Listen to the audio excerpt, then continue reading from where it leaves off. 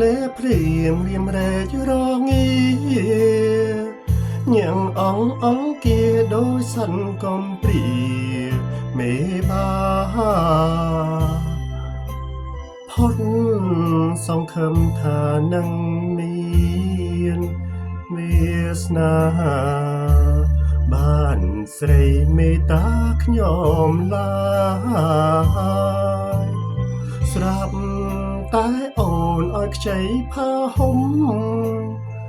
ក្លិនអូនសណ្ដំខាបយកអារម្មណ៍រៀមហើយរៀមទទួលអោបយកមកគៀកកាហើយ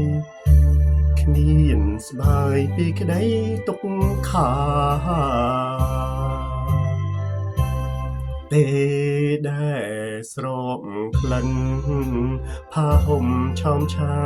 យទ្រង់រៀមខ្វល់ខ្វាយចង់បានកាយាអបធ្នមអង្គបលន់ទួសិលថាតាអូនមេត្តាបងទេសូមផាហ៊ុំទៅយំប្រាប់ស្រីថារៀមសពថ្ងៃកើតទុករិញរៃ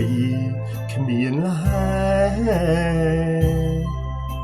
ព្រោះខ្ញុំបានចងចិត្តគួចលួចស្នេហ៍ឲ្យគេបានដឹងខ្លួនផង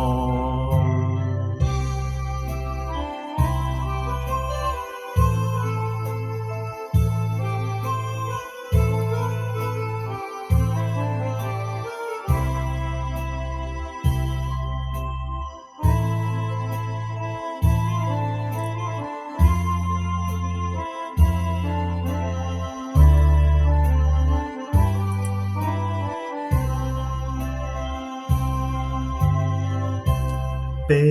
លដែលស្រោបក្លិនផាហ៊ុំឆោមឆាយទ្រង់រៀមខ្វល់ខ្វាយចង់បានកាយា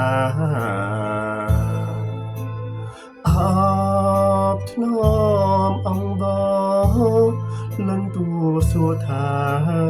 តាអូនមេត្តាបងទេសូ